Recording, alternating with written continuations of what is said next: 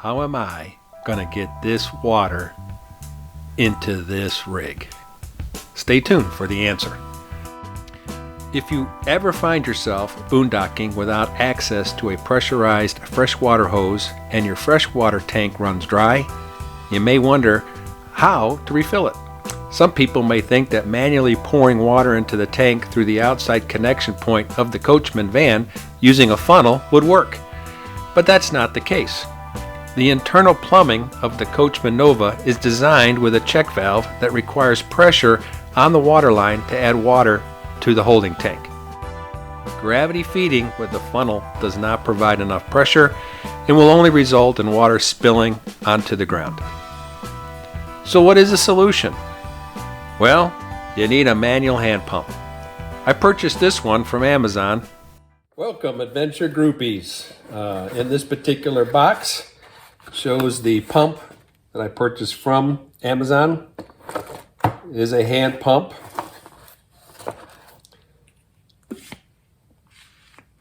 Just moves up and down to move the fluid. Inside the box is the hosing that comes with it. The barb fitting, which the other side of this barb fitting screws on to the hose connection of the coach unit or another hose, which I'll show you shortly, and also 2 hose clamps. But I did not use the clamps when I transferred fluid from the 5-gallon bucket into the coach.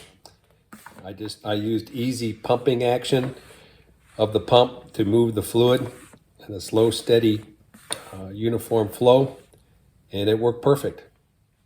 In regards to the garden hose that I just have a small or short piece of garden hose I got from Ace, and on the end here it does come with a rubber washer, and then this brass fitting goes onto the end of this hose, and then the other hose goes right into the coach itself.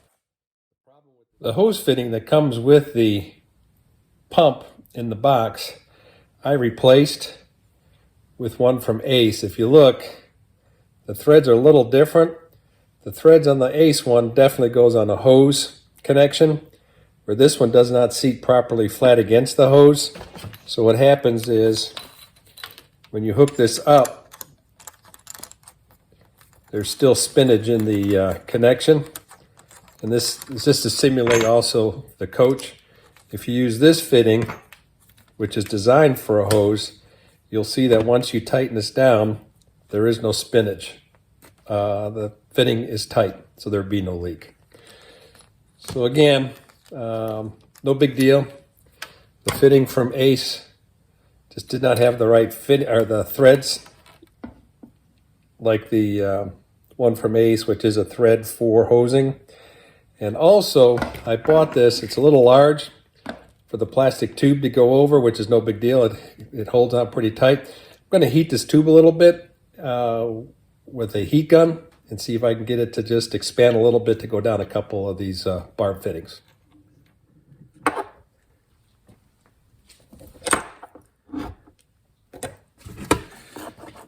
So it's tight on there. Put it on low heat. Let's see if we can get this hose to expand a little bit.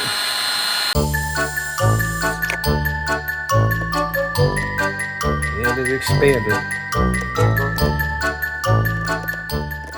That hose is on there tight. It's cooled down enough.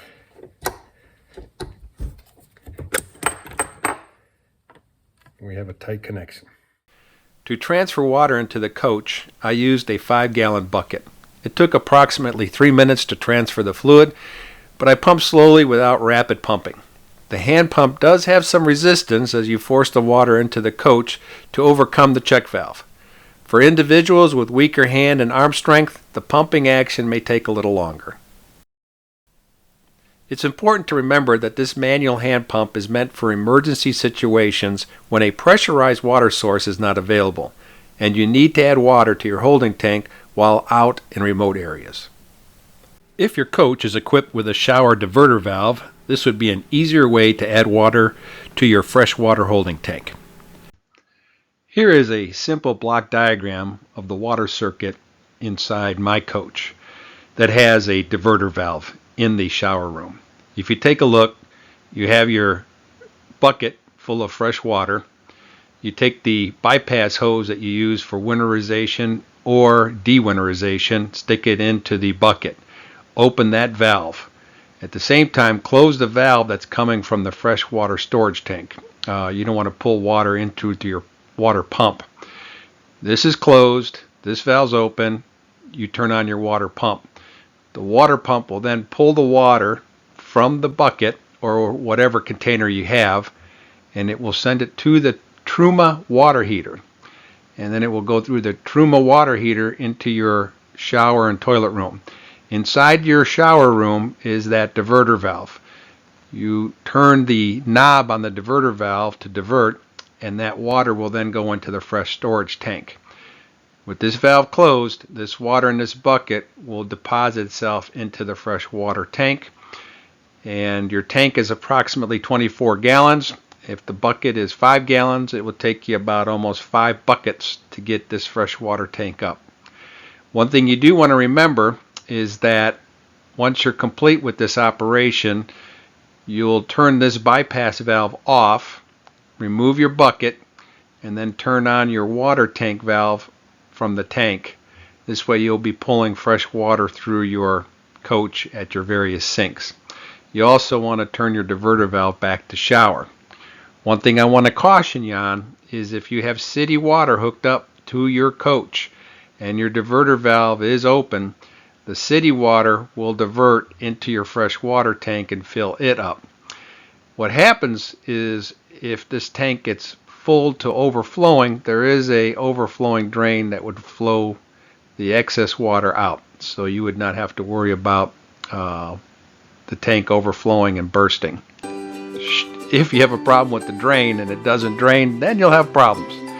But that's how this simplified circuit works to fill your fresh water tank using your water pump and a bucket of water or a container of your choice. I hope this information has been informative, and thank you for watching the video.